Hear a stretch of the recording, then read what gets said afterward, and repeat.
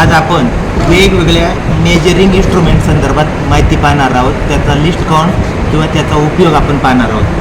तर प्रथम steel rule, ही stainless स्टीलची स्टील रूल, याचा उपयोग जॉबची लांबी किंवा लांबीचं मापन करण्याकरता केला जातो. ही स्टील रूल ही स्टेनलेस स्टील या मटेरियलपासून बनवलेली असते. हिच्या सहाय्याने मेट्रिक पद्धतीमध्ये 0.5 mm किंवा इंचामध्ये 1/64 इंच इतक्या अचूकतेमध्ये जॉबचं मापन करता येतं. त्याच्यानंतर व्हर्नियर कॅलिपर.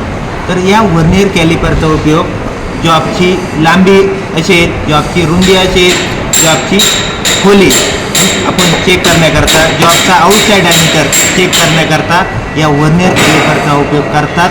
तर असा हा vernier calliper nickel chromium steel या मटेरियलपासून बनवितात. तर याचा लिस्ट काउंट मेट्रिक पद्धतीमध्ये 0.02 mm आणि ब्रिटिश पद्धतीमध्ये 0.001 इंच इतक्या ॲक्युरेसीमध्ये असतो. तर असा हा vernier calliper nickel chromium steel किंवा इन्व्हर स्टील या मटेरियलपासून तयार करतात, बनवितात. त्याच्यानंतर मायक्रोमीटर, जॉबची बाहेरील मापे तपासण्याकरता, त्याच्यामध्ये जॉबची लांबी असेल, जॉबची रुंदी असेल किंवा जॉबचा डायमीटर असेल, हे तपासण्याकरता या आउटसाईड मायक्रोमीटरचा वापर करतात. तर या आउटसाईड मायक्रोमीटरचा लिस्ट काउंट मेट्रिक पद्धतीमध्ये 0.01 mm आणि इंचामध्ये 0.001 इंच इतक्या ॲक्युरेसीमध्ये याच्या सहाय्याने मापन करता येतं. याचं लिस्ट काउंट सांगते, म्हणजे लिस्ट काउंट म्हणजे कमीत कमी घेता येणारं माप म्हणजे लिस्ट काउंट. तर असा हा आउटसाईड मायक्रोमीटर देखील निकेल क्रोमियम स्टील या मटेरियलपासून तयार करतात. त्याच्यानंतर व्हर्नियर ड्युअल प्रोट्रॅक्टर, या मेजरिंग इन्स्ट्रुमेंटचं नाव आहे व्हर्नियर ड्युअल प्रोट्रॅक्टर. याचा उपयोग जॉबवर अँगलचं मार्किंग किंवा अँगलचं चेकिंग करण्याकरता, असं हे एखादा जॉब असतो त्याचं असं हे मार्किंग किंवा त्याचं चेकिंग करण्याकरता याचा उपयोग करतात. जॉबच्या लांबीनुसार आपल्याला ब्लेड साईज बदलता येते. हे 300 mm लांबीचं ब्लेड आहे आणि हे 150 mm लांबीचं ब्लेड आहे. तर या व्हर्नियर ड्युअल प्रोट्रॅक्टरच्या सहाय्याने 5 मिनिट इतक्या ॲक्युरेसीमध्ये जॉबच्या अँगलचं मापन किंवा चेकिंग करता येतं. असा हा व्हर्नियर ड्युअल प्रोट्रॅक्टर देखील निकेल क्रोमियम स्टील या मटेरियलपासून तयार केलेला असतो, बनवलेला असतो. त्याच्यानंतर डायल टेस्ट इंडिकेटर आहे. हे डायल टेस्ट इंडिकेटर आहे.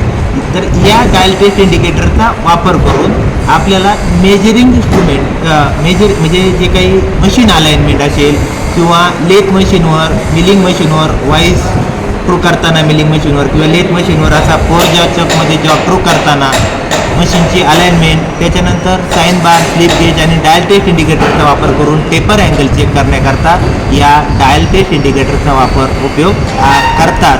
आणि या डायल टेस्ट इंडिकेटरचा मेट्रिक पद्धतीमध्ये लिस्ट काउंट आहे 0.01 mm. तर असा हा डायल टेस्ट इंडिकेटर. त्याच्यानंतर हे तिन्ही हेड कॉम्बिनेशन शेडमधील आहे.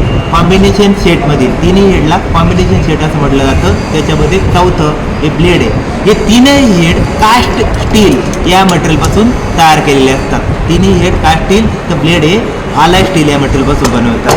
आता यामध्ये या ब्लेडमध्ये जर हे स्क्वेअर हेड बसवलं, हे ब्लेडमध्ये हे स्क्वेअर हेड बसवलं तर आपल्याला 90 अंशाचं मार्किंग किंवा चेकिंग करता येतं. हा 90 अंशाचं मार्किंग किंवा चेकिंग करता येतं. या दुसऱ्या बाजूने आपल्याला 45 अंशाचं, दुसऱ्या बाजूने हे 45 अंशाचं मार्किंग किंवा चेकिंग करता येतं. हे जे कोण आहे हा 45 अंशातला तो चेकिंग किंवा त्याचं मार्किंग करतो. त्याच्यानंतर याच्यामध्ये हे प्रोटेक्टर हेड आहे. याच्या साहाय्याने 0 ते 360 डिग्रीचं आपल्याला चेकिंग करता येतं. असे वेगवेगळ्या अँगलचं चेकिंग किंवा मार्किंग करण्याकरता याचा उपयोग होतो. आणि या ब्लेडवर जर हे सेंटर हेड बसवलं, या ब्लेडवर जर हे सेंटर हेड बसवलं तर राऊंड बारचा सेंटर काढता येतो. याच्या सहाय्याने काय करता येतो, राऊंड बारचा सेंटर, म्हणजे याच्यामध्ये हा राऊंड बार आहे, या राऊंड बारचा सेंटर काढण्याकरता ब्लेड बसल्यावर त्याचा सेंटर काढण्याकरता याचा उपयोग होतो. किंवा त्याचा उपयोग अशा प्रकारे आपल्याला 90 अंशामध्ये चेकिंग करण्याकरता देखील होतो. तर अशा प्रकारे आज आपण हे वेगवेगळे मेजरिंग इन्स्ट्रुमेंट, प्रकारचा लिस्ट काउंट आणि थोडक्यात त्याचा उपयोग कशा प्रकारे केला जातो या अनुषंगाने ही माहिती पाहिली. धन्यवाद.